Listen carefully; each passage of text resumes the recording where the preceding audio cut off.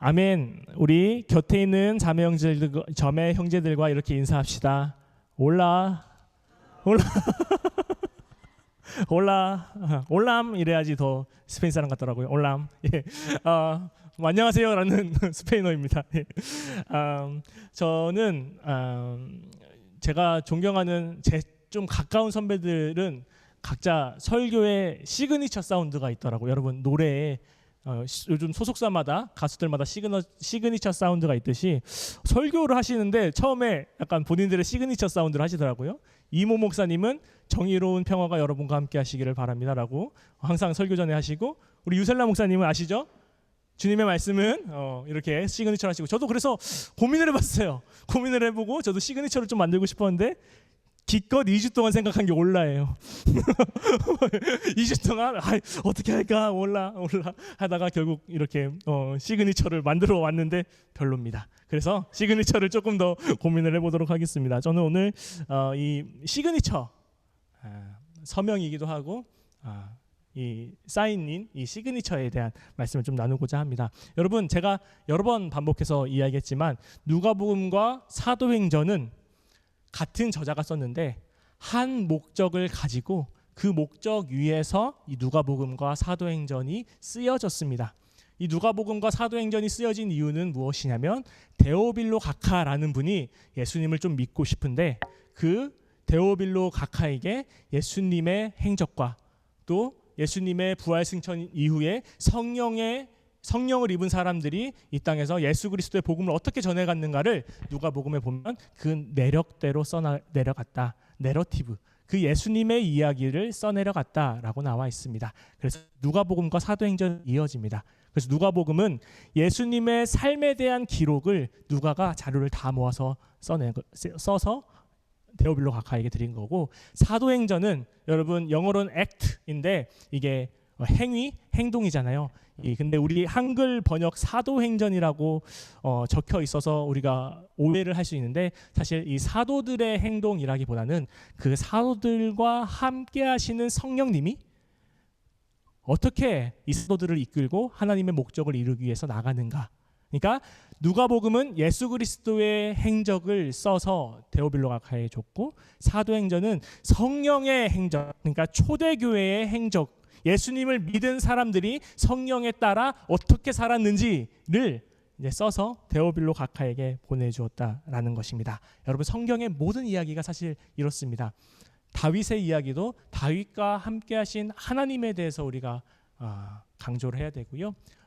노아의 이야기도 숱한 성경에 나오는 모든 인물들에 대한 이야기들을 볼 때 우리는 그 인물에 넘어 있는 하나님이 어떻게 일하시고 어떤 목적을 가지시고 어떻게 해나가시는지를 우리는 살펴보아야 됩니다. 이것은 단순히 성경 시대에만 있었던 그런 성경과 관련 인물들 뿐만 아니라요, 우리가 신앙생활을 하면서 곁에 보면 훌륭해 보이시는 분들 많잖아요. 여러분, 그분들을 정말 존경하면서 바라보되, 사람을 보면 우리는 어쩌면 실망을 할 수 있지만 그분과 함께하는 성령님이, 그분과 함께하는 하나님이, 그분이 가지고 있는 그 신앙을 좀 본받으려고 노력할 수 있으면 좋겠습니다. 사실은 오늘 있었던 이 베드로 이야기도 그렇게 보아야 됩니다.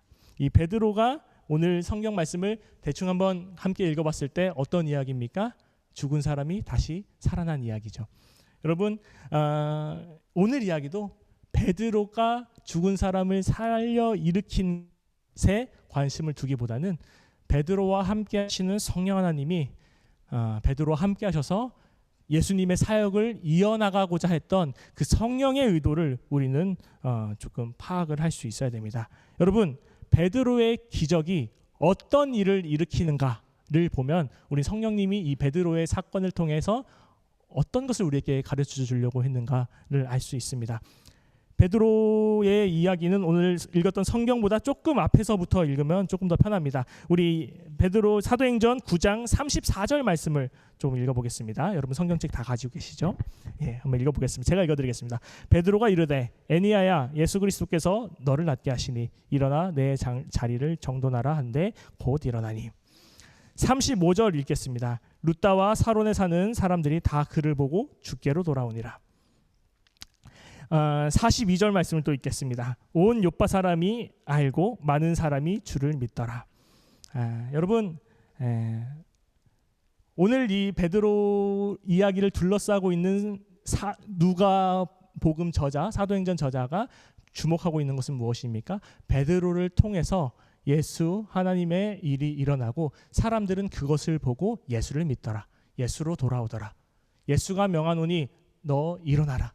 그러니까 베드로의 모든 행적은 예수를 드러내는 일을 하기 위해서 그 많은 일이 있었다라는 것입니다. 여러분, 우리는 오늘 이 사도행전 말씀을 통해서 베드로가 기적을 일으킨 것을 보기보다 그 삶을 통해서 어떻게 예수를 드러냈고 사람들이 어떻게 예수에게로 돌아오게 했고 사람들이 어떻게 예수님께 영광을 돌리게 했는가, 그래서 베드로의 삶을 통해서 누가 칭찬을 받았는가를 파악하는 게 오늘 이 성경 말씀 사도행전 본문의 주된 의도가 아닐까라는 생각을 하게 됐습니다. 베드로 죽은 사람을 일으켰으면 죽은 사람을 일으킨 베드로가 영광을 받아야 되지 않습니까? 사도행전에 나오는 수많은 이야기들의 저자들의 수많은 일들을 보면은 그 사람이 칭송받고 영광받아야 되는데 오히려 사도행전은 증언하기를 그를 통해서 예수가 영광을 받았더라, 예수께로 돌아왔더라, 사람들이 다 예수를 믿었더라라는 것입니다. 여러분, 베드로는 그의 삶을 통해서 예수 그리스도를 증거했고 그의 삶에는 어느 순간에 오늘 설교 제목처럼 예수가 저절로 배어나오는 삶을 살게 되었습니다. 베드로의 삶을 통해서 예수 그리스도가 누군지 사람들이 유추할 수 있는 거죠. 여러분, 이제 우리의 삶으로 좀 가져와 보고자 합니다. 이 이야기를. 여러분의 삶을 통해서 사람들이 예수 그리스도의 성품을 유추할 수 있습니까? 당신의 삶을 통해서 사람들이 예수 그리스도를 믿는 사람은 예수 그리스도의 저런 성품을 닮았구나. 당신의 모습을 통해서, 당신의 행실을 통해서, 당신의 습관과 당신의 일상을 통해서 사람들이 예수 그리스도를 유추할 수 있냐라는 물음입니다. 여러분, 원래 여행 갔다 오면은 거기에 대한 거 하나 소개를 하고 싶죠. 그래서 제가 저기 멀리 갔다 왔는데 스페인 다녀오면서 우리 가우디의 사그리다 파밀리아 성당을 다녀왔습니다. 거기에 보면은 이번에 알았는데 이 문이 3개인데 이쪽에 예수님의 순환을 테마로 한 문이 있어요. 이게 순환의 파사드라고 하는데 그 중에 아주 인상적인 이야기가 하나 있었습니다.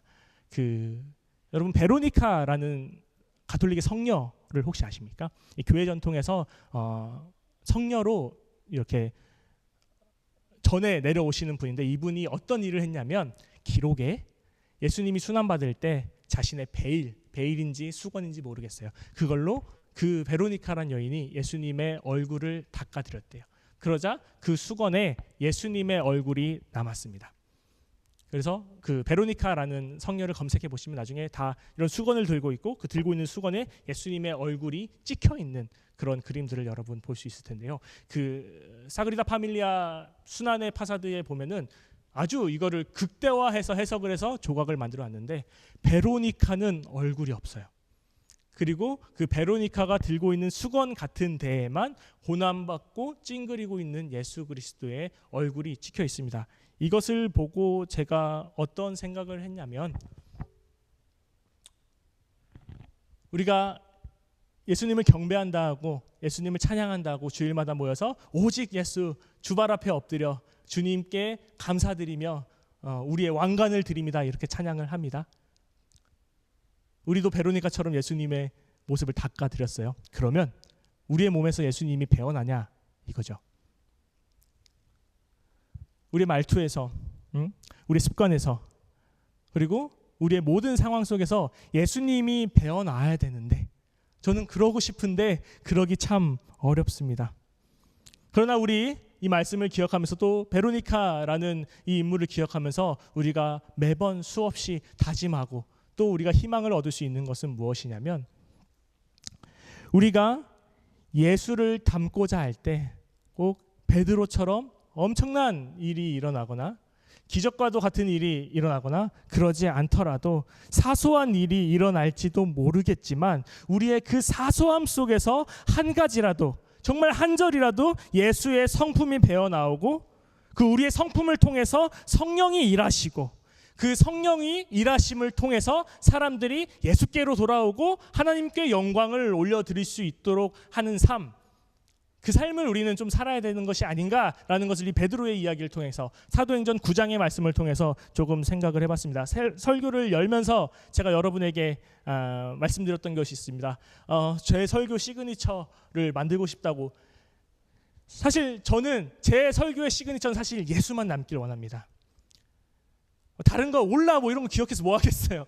다른 건 없고 그냥 오직 제 설교를 통해서 제 설교의 시그니처는 다 기억 안 나고 예수 그리스도의 삶과 예수 그리스도의 말씀과 예수 그리스도를 닮은 성품이 무엇인가 하는 그런 고민들, 그런 것들이 제 설교를 통해서 제 설교의 시그니처가 되었으면 좋겠어요. 그거는 제가 설교를 하는 사람으로서의 소명을 가지고 있기 때문에 그것은 제가 할 일이고, 여러분 이 소명은 예수가 남았으면 하는 이 간절한 바람은 설교자에게만 있는 것이 아니라 이제 일상에서 각자의 소명을 가지고 살아가는 여러분들에게도 요구되는 책임입니다. 그리고 여러분에게도 요구되는 그런 사명입니다. 그래서 여러분의 작은 일상 속에서, 여러분이 살아가는 작은 습관 중에서, 대하게 되는 아주 작은 그런 만남들 중에서 여러분을 통해 예수 그리스도가 배어나왔으면 좋겠고, 예수 그리스도를 유추해 볼 수 있는 그런 삶을 다 살 수 있기를 바랍니다. 비록 우리 얼굴은 보이지 않더라도, 아주 사소한 일이 되더라도, 거대한 일이 되더라도 성령님과 함께 일하며 하나님께 영광 돌릴 수 있도록 그렇게 살아갈 수 있는, 예수가 배어나오기를 간절히 바라는 그런 신함교회 청년 여러분 다 될 수 있기를 간절히 주님의 이름으로 축원합니다. 오늘 주신 말씀 기억하면서 잠시 침묵으로 기도하겠습니다.